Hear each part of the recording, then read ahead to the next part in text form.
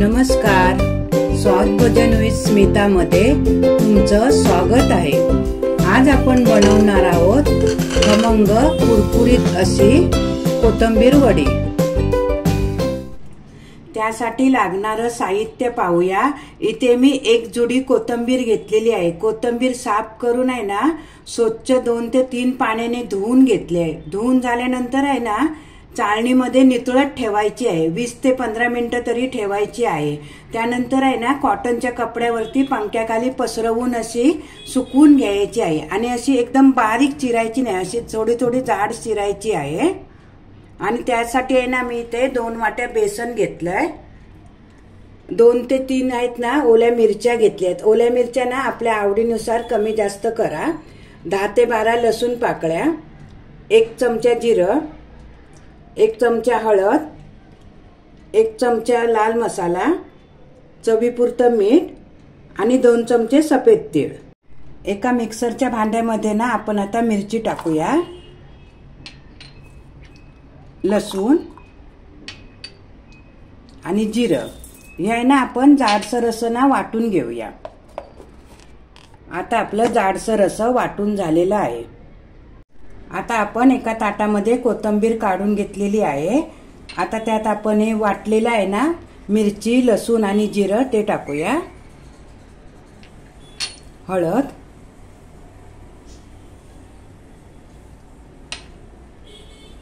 लाल मसाला, हे मिश्रण आहे ना व्यवस्थित आपण ना मिक्स करून घेऊया।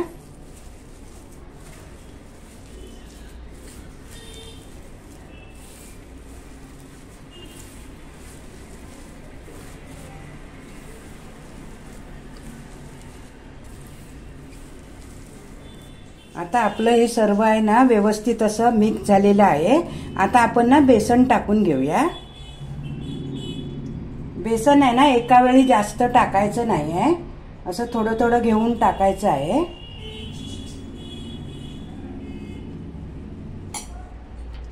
चवीपुरतं मीठ टाकूया। परत आहे ना हे असं आपण व्यवस्थित असं एकजीव करून घेऊया।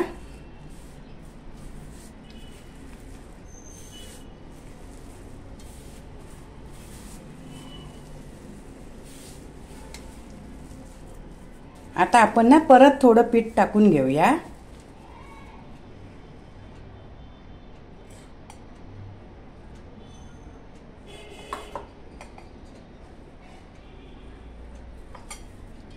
परत व्यवस्थित असं मिक्स करून घेऊया।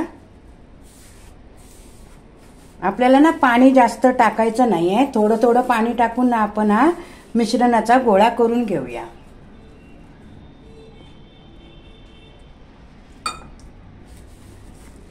एकाच वेळी ना जास्त पाणी टाकायचं नाहीये। आपल्या कोथिंबीरीला आणि पिठाला आहे ना व्यवस्थित असं लागेल ना एवढंच पाणी टाकायचं आहे। आपल्या पिठाचा आणि कोथिंबीरचा ना असा व्यवस्थित गोळा व्हायला पाहिजे। आता आपला मिश्रणाचा गोळा तयार आहे। आता आपण ना हातावर असं तेल घ्यायचं आहे थोडं आणि असं हाताला लावायचं आहे आणि हा गोळा आहे ना आपण असा थोडासा असा लांबट तयार करूया।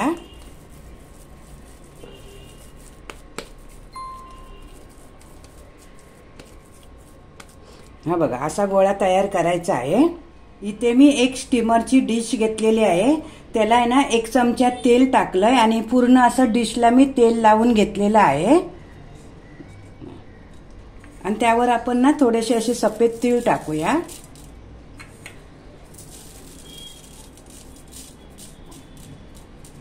पण डिशला तीळ लावलेत ना त्याच्यावरती असा ठेवून द्यायचा आहे आणि हाताला परत थोडं असं तेल लावायचं आहे आणि थोडा असा थापून घ्यायचा आहे। वडे आपण ना जास्त पातळ पण नाही थापायचे आणि जास्त जाड पण नाही थापायचे आहे, थोडी अशी मीडियम ठेवायची आहे। आता आपण ना चौकोन वड्या करणार आहोत ना, त्याच्यामुळे ना असा हा चौकोन गोळा करून घ्यायचा आहे।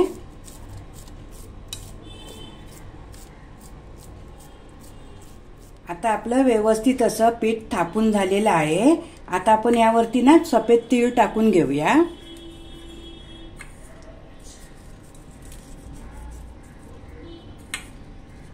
आता वडीवर आपण तीळ टाकून घेतलेले आहेत ना, ते असं थोडंसं ना हाताला तेल लावायचं आहे आणि हलक्या हाताने ना थोडंसं असं दाबून घ्यायचं आहे. आता एका स्टीमर मध्ये ना मी 2 ग्लास पाणी टाकून घेतलं होतं. ते आपलं पाणी ना छान उकळलेलं आहे. आता आपण ना हे डिश ठेवून घेऊया.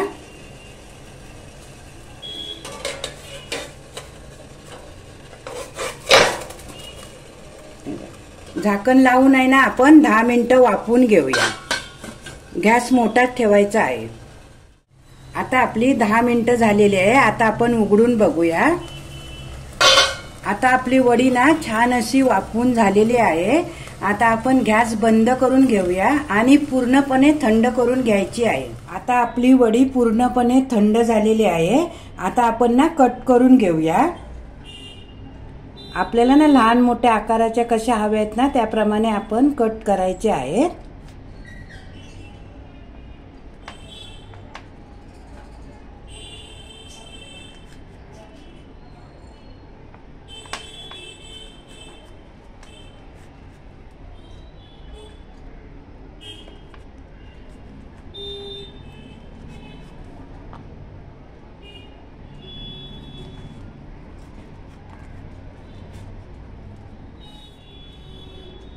आता आपण चौकोन आकाराच्या अशा वड्या पाडून घेऊया.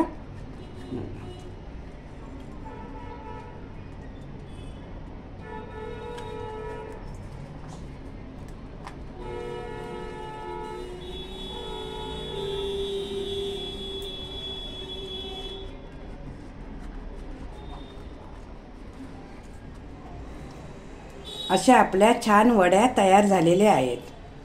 आता एका कढईमध्ये ना आपण तेल गरम करत ठेवलेलं होतं. ते आता आपलं ना तेल चांगलं गरम झालेलं आहे. आता आपण ना वड्या तळून घेऊया.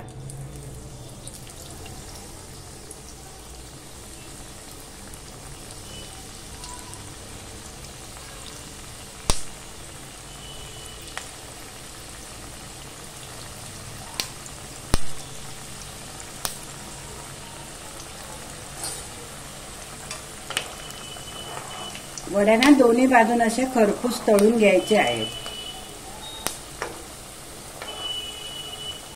आता आपल्या वड्या एक बाजूने खरपूस अशा तळून झालेल्या आहेत. आता आपण ना पलटून घेऊया.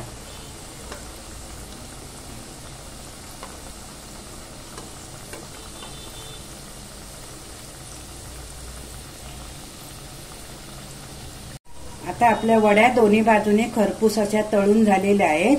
आता आपण ना काढून घेऊया.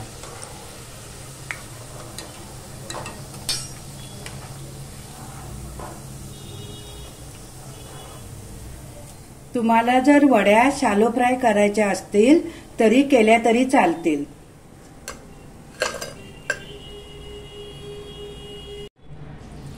अशा प्रकारे आपण आहेत ना सर्व वड्या तळून घेऊया.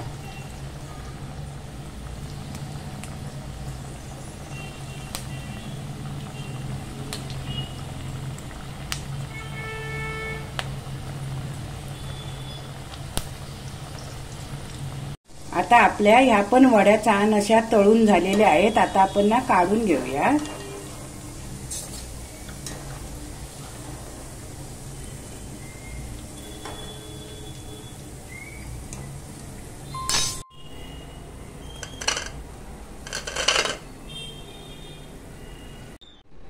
तुम्हाला जर ही व्हिडिओ आवडली असेल तर व्हिडिओला लाईक करा, शेअर करा आणि माझ्या चॅनलला सबस्क्राईब करा.